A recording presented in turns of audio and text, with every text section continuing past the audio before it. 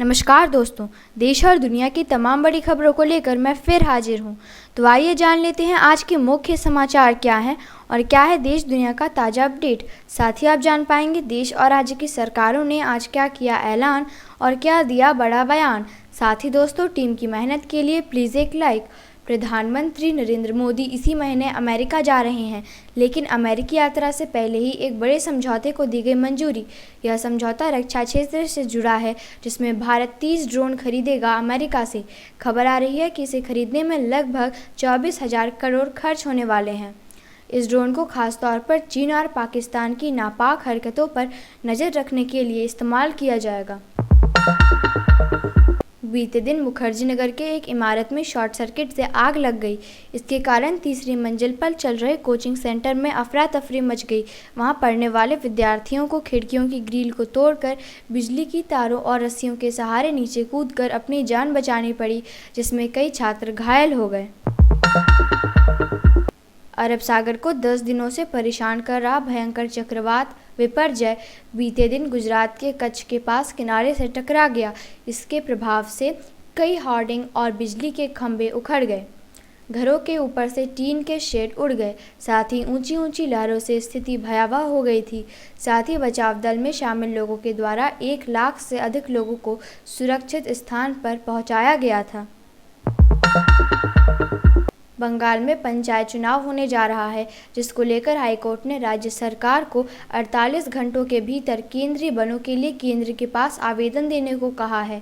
अब पंचायत चुनाव सीआरपीएफ की मौजूदगी में होने की संभावना है।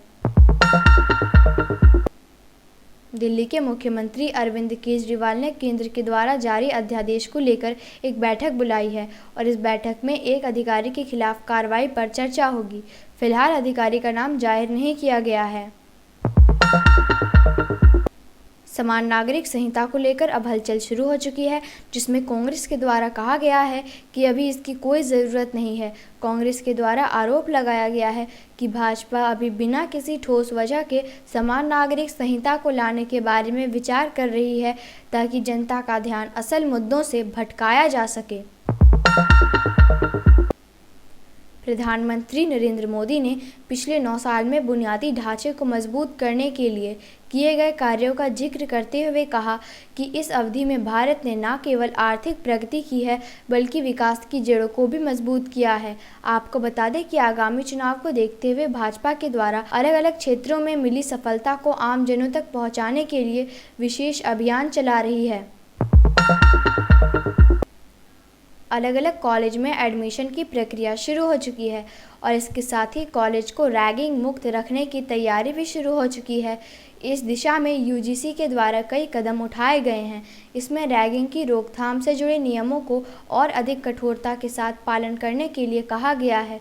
साथ ही रैगिंग के बदलते स्वरूप और उससे जुड़ी नई नई चुनौतियों को देखते हुए पुराने नियमों में बदलाव को लेकर भी पहल की गई है, ताकि आने वाले दिनों में पढ़ने वाले विद्यार्थियों को किसी तरह की परेशानी ना हो।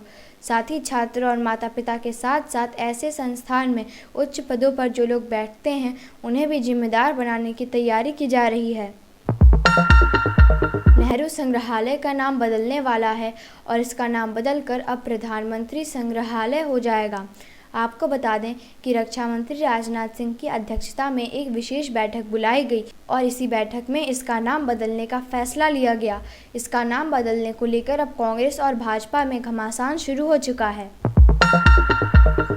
मणिपुर में हिंसा रुकने का नाम नहीं ले रही है। इसी क्रम में केंद्रीय मंत्री के घर में भीड़ ने तोड़फोड़ की और आग भी लगा दी। आपको बता दें कि सुरक्षा बलों की वजह से मंत्री के घर को पूरी तरह जलने से बचा लिया गया और घर का कोई भी सदस्य इस आगजनी की घटना में घायल नहीं हुआ।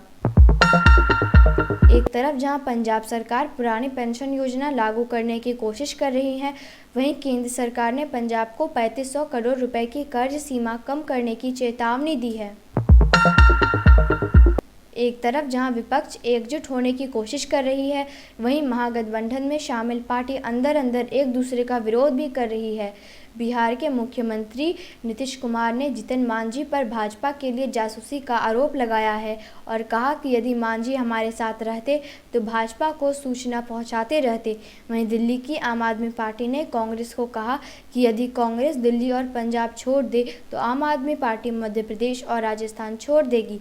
वहीं ममता बनर्जी ने भी साफ कर दिया कि बंगाल में यदि माकपा साथ रहती है तो कांग्रेस को राष्ट्रीय स्तर पर ममता बनर्जी समर्थन नहीं देगी। हाल ही में रिलीज हुई फिल्म आदिपुरुष के ऊपर दिल्ली हाईकोर्ट में एक याचिका दायर की गई है और इस फिल्म पर प्रतिबंध लगाने की मांग की गई है। फिल्म में रामायण और भगवान राम के अपमान का आरोप लगाया गया है।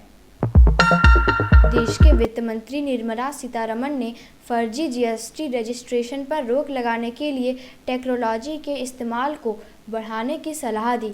बीते दिन वित्त मंत्री ने टैक्स से संबंधित अधिकारियों के साथ बैठक की, जिसमें वित्त मंत्री को बताया गया कि फर्जी रजिस्ट्रेशन को रोकने के लिए एक विशेष अभियान चलाया जा रहा है और इस अभियान में अभी तक कई फर्जी रजिस्ट्रेशन मिल चुके हैं और उनके खिलाफ कार्रवाई की प्रक्रिया भी शुरू हो गई है।